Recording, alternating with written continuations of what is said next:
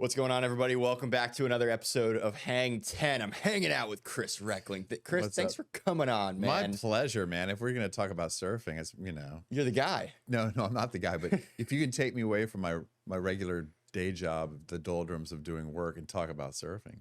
I think there's nothing better. Because, what I've learned about you, Brian, and you and I are very much similar. We are very similar in our so many mindset. ways, in our mindsets. And if you're an avid surfer, you're always daydreaming of waves. I used to draw in my school notebooks. Just I got pictures loads of waves. of them. I mean, I'm not an artist, but I thought I was back then. It's not hard to draw a wave. It's just No.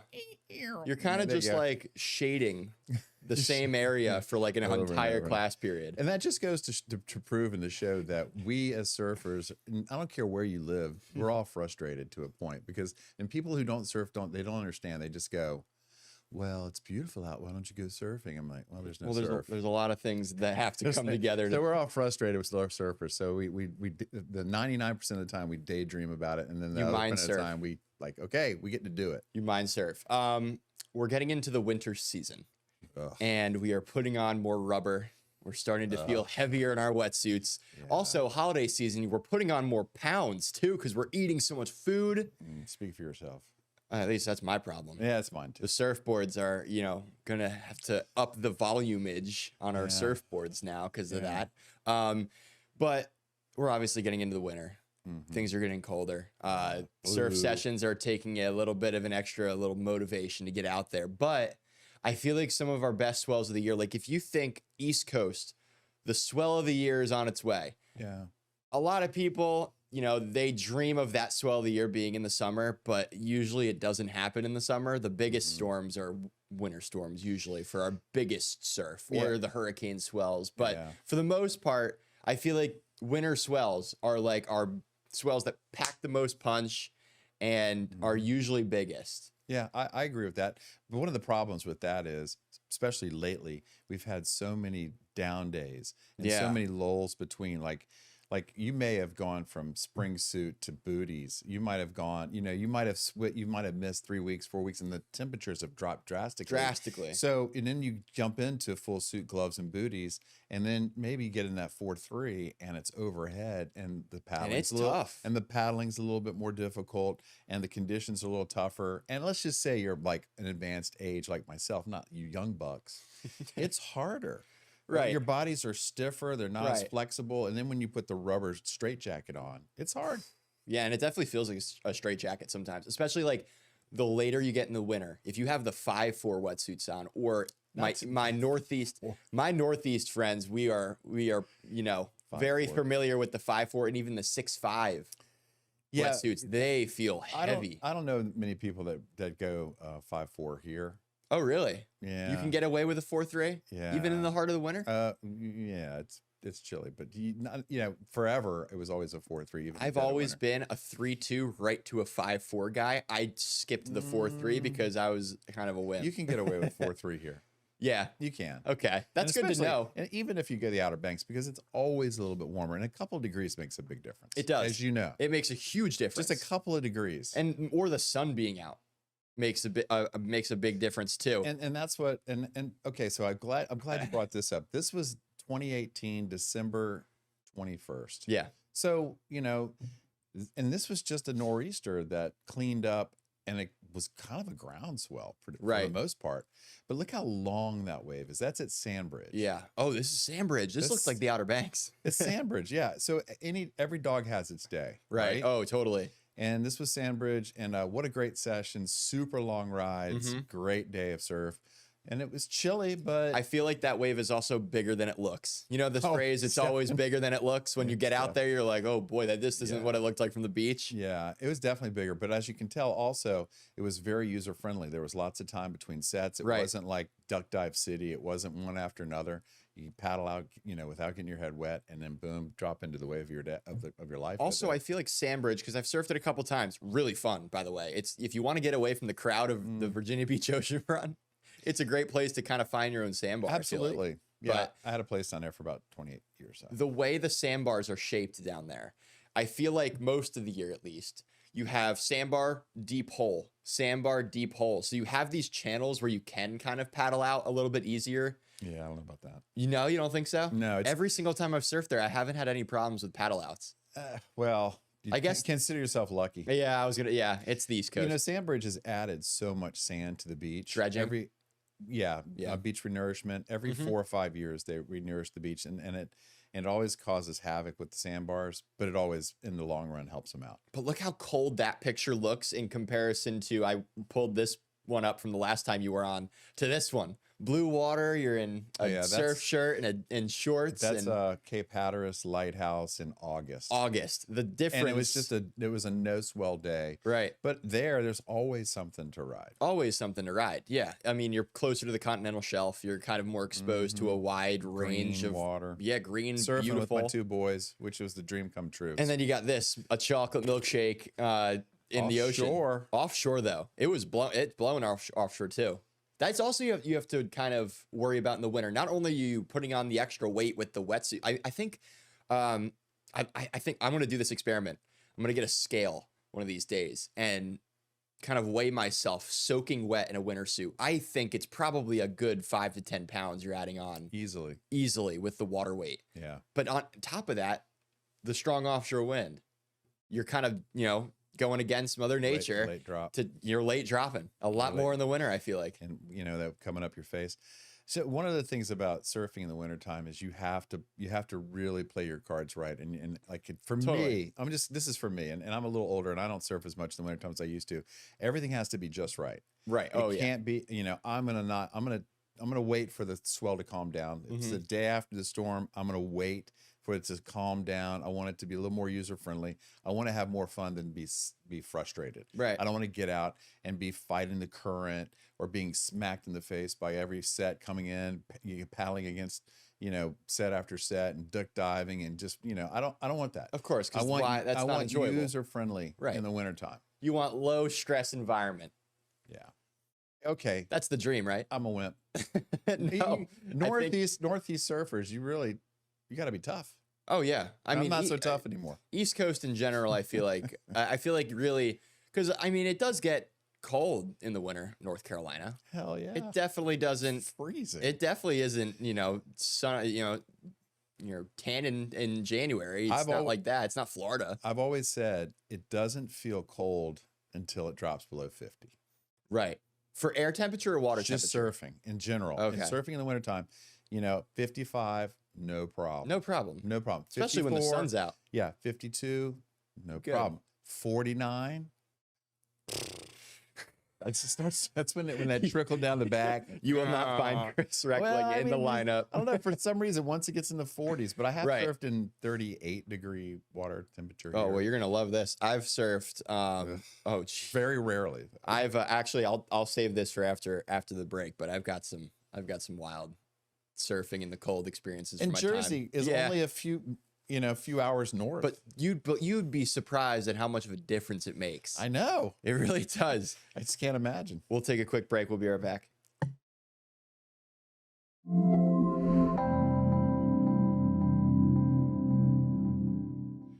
We're back. The crew, your local regulators.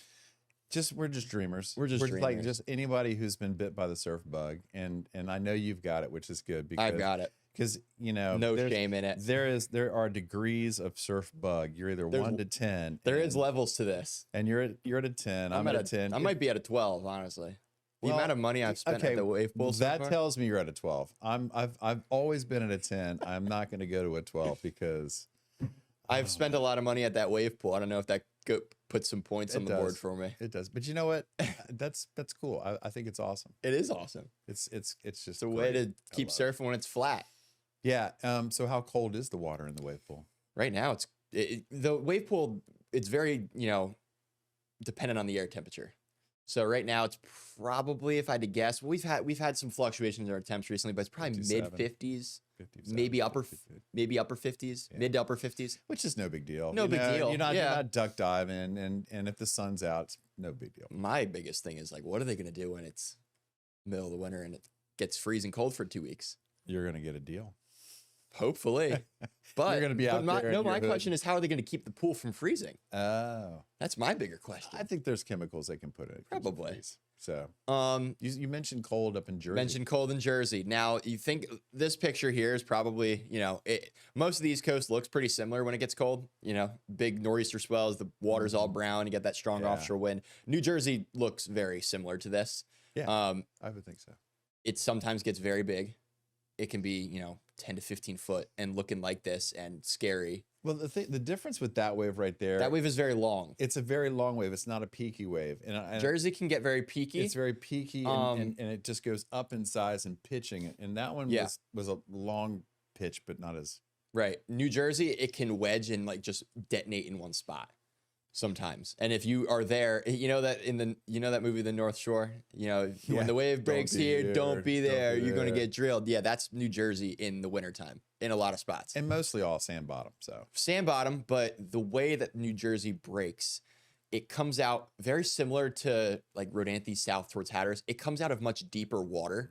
And there's a lot of breaks where I'm from where we don't have outer shoals to break up the swell. You can't see it coming in until it's lurching up out of the depths. It's like the beaches are very short in some places in New Jersey, but also the sandbars, like you go out not too far and then you already hit that drop off.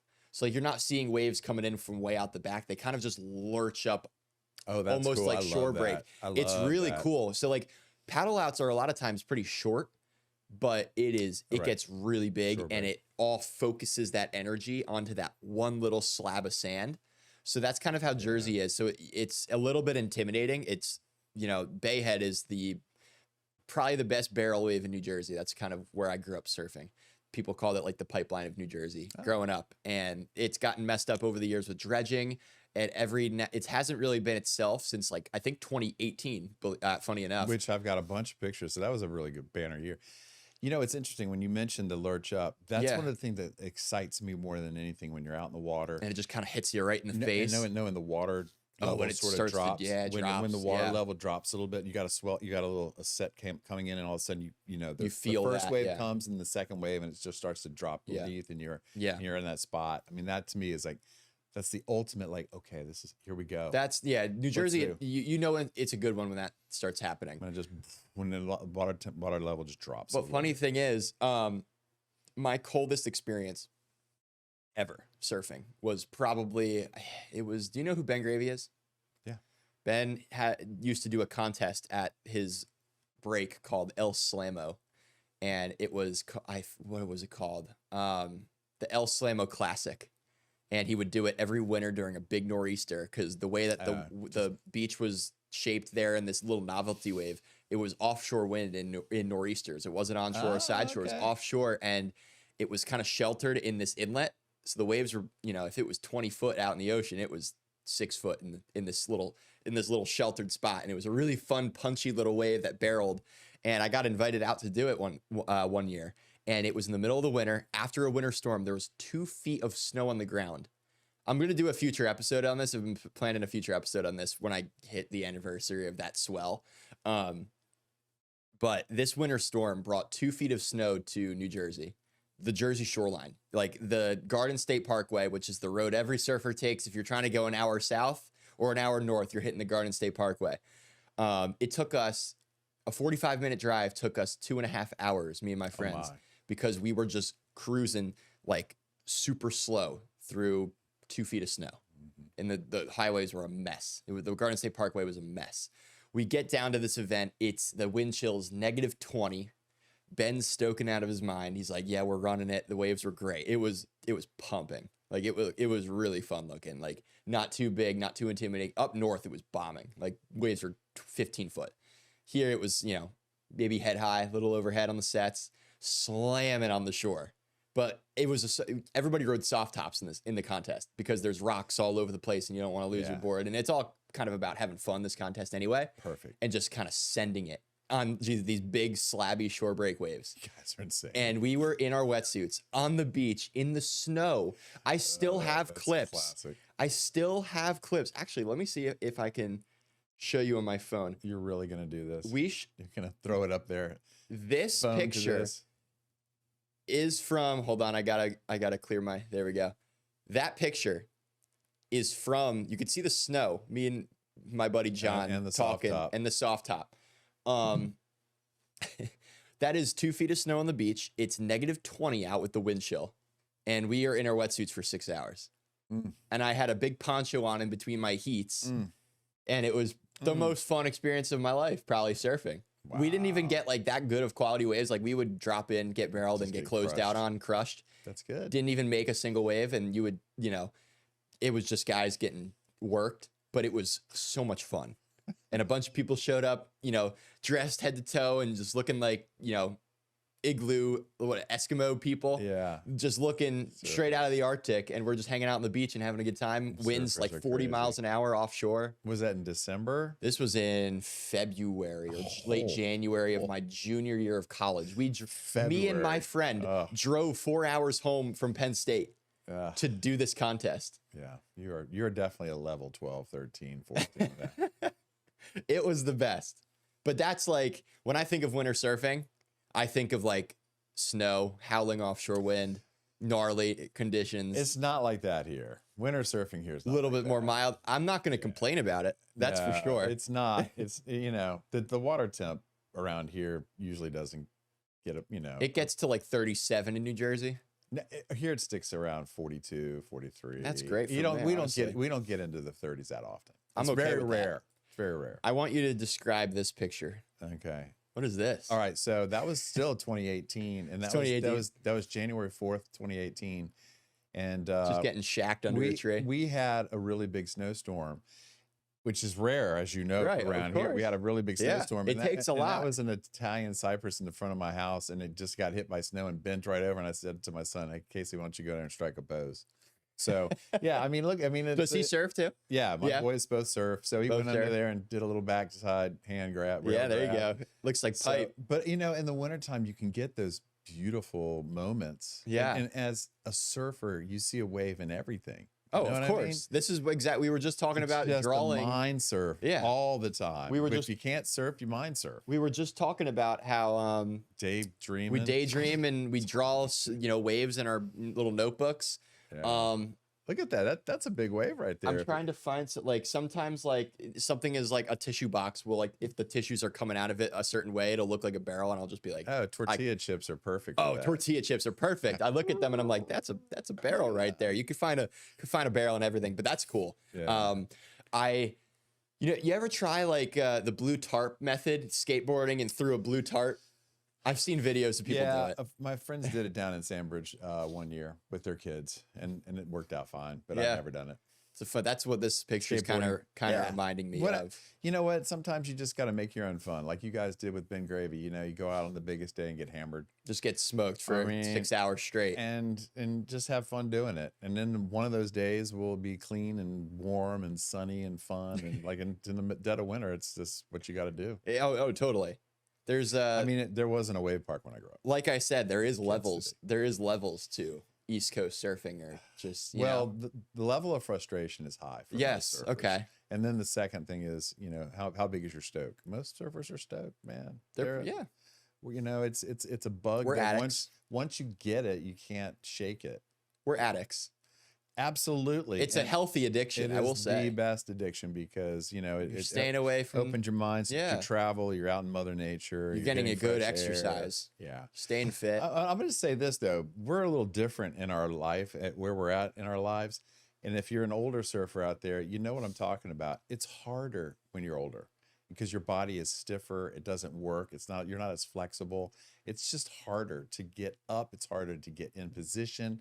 It's you take it for granted when you're younger. Totally. You're out there all the time. You're still flexible. You go on muscle memory. But when you're older, you really have to work harder at it. Yeah, I've had my dad went wild growing up, and he's teaching me how to surf. Is saying the same things that you're telling me now. I've had friends, parents who surf tell me the exact same thing. And and it takes that. It's a little bit more effort to doing it, especially in the winter where you need all this extra gear. Yeah. Well, I will say, stand-up surfing will prolong your surfing life, but it'll also set you back. Like once you start stand-up surfing, and then going to prone surfing, Mm-hmm. it's hard to get to that transition. A Right. bunch of my friends all went to stand up, and now they can't even do the goal get up. Oh, like so, like paddleboard kind of thing, like they're stand up surfing, just on the paddleboard. Yeah. It's up, and then you get back onto the paddling. pop up. It's a different kind of endurance. Like swimming is something that swimming is a tough exercise on the body. It's like running. Like running is a tough thing to do. I'm just saying you lose the ability to pop up as quickly, and it's hard. That explosiveness of getting up. Well, not just that, but when you do the stand up surfing for so long and then you try to go back to it, it's almost impossible. You really have to relearn how to do it. Totally. So that's why I gave up stand up surfing years ago. I'm not doing that. We're gonna take a quick break. When we come back, we got another picture here that we were talking about just finding a barrel in everything. This will be a fun one. So we'll be right back.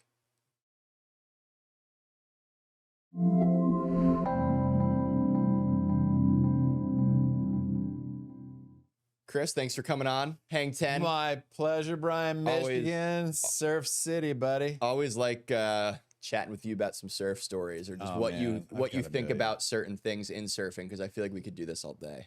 Well, we could, and we can, and we will. We have one more picture to show, and I want you to give me the story of this, because when I first saw you send it to me, I was like, what exactly is this? Oh, it's that one. Okay. So once again, if you're an avid surfer, you see waves in everything. In everything. In everything. And it's in tortilla chips. It's in I mean, and that's just off the back of the car. I mean, it just comes off, and look at that. It's got even has a little bit of, the brake when it the little explodes foamy at the bottom. Yeah. So, and of course it's a right, because I'm regular foot. I'm not goofy shots. I have leftitis because I'm a goofy foot. Leftitis. I don't know if I told you this before, but I'm a natural goofy foot. Really? But I taught myself how to surf right foot for here. Okay, that's interesting. Why? Okay, because I'm a natural goofy. When I skateboard, it's left foot back. Goofy foot left foot all back. the way. So that's goofy. Yeah. Goofy left foot all the way. I can't even stand on a skateboard with my right foot back. I can't get the weight right. I can't do any of my board sports going right foot. Yeah. I'm adjusting my feet right now. Right. So, but when I grew up surfing here, most of the waves were rights. They're all, the East Coast in general is way more rights than lefts. Yeah. So just because of the way storms track and the way swell comes in. Yeah. When I first started surfing, I was like, I didn't want to learn backside. So I just taught myself how to surf right foot back. Right. Regular foot. So I surf 99% of the time right foot. I can surf goofy foot. I have no problem doing it. It's just I don't do it. I'd rather. That's dedication, because I figured, the way my foot naturally lands because my dad did the push technique when I was really little. He was like, stand in front of me. I didn't know what he was doing. He pushed me forward. Whatever foot I landed on, caught first was my dominant foot, I guess, to pop up. And I was just like, I always just trusted that. Like, this is my way of popping up. Yeah. I'm not going to change anything of it. I know people have tried, and it feels so, I've tried it before, and it feels so unnatural. I've tried it also snowboarding, switching back and forth. Right. It is so hard to do your opposite way foot forward. That's impressive that you were able to teach yourself that. But that's funny that this inspired it being a right inspired that. story. No. I'm just saying. I mean, it's a right. I've got pictures of waves, frozen waves like that. Is this also 2018? It is. It was that same snowstorm. Oh, okay. What a year 2018 was for winter swell. Well, I only want to talk about those years. I just want to talk about the last couple of years, the last couple of falls. They've both been lame. Lame. Super lame. This fall hasn't been great either. I mean, we've had some swell, but we just had the wind was a problem this fall. Yeah. And then the last, this past summer, spring, winter, terrible. We haven't had a really good stretch of swell, and I feel like a long time where I feel like there are times like 2018, for example. 2018 was a good year for waves. At least in New Jersey, it was great. Tons of great stuff from 2018. I will say that 3 years ago, the fall, I don't look at the whole year. I don't look at the spring and summer and winter, whatever. I look at the fall. That's where that's the bullseye. That's how I sort of determine whether it's a good or not. But 3 years ago, fall was insane. It was great. Last fall, no bueno. We had some really good hurricane swells, and they stayed out to sea. So we had some really good hurricane swells. This year, no bueno, not good. Had some decent hurricane swell action, but just not that great. And we've been on such a long stretch of being been a while since we've seen something like this in Sandbridge. Yeah. Well, I mean, that's a rarity right there too. So, of course. I mean, seriously. I mean, when does Virginia Beach look like that? And not often. Not often. That was one of many that were just coming through. I was like, oh, good gosh. Get back out there. Yeah, man. Chris, thanks for coming on. Much appreciated. That's it. We just talk a little surfing and that's it. That's it. All right, let's put this up and just paddle out. All right. And there's no waves out there right now. Last time I checked. There's always surfing. There's always surf. Let's go to the wave pool. Thank you guys for tuning in to Hang 10 this week. Chris, thanks for coming on. My pleasure. We'll have you on again, I'm sure, at some point soon to always talk about more surf stories. Thank you all for joining us and tuning in. We'll see you next week.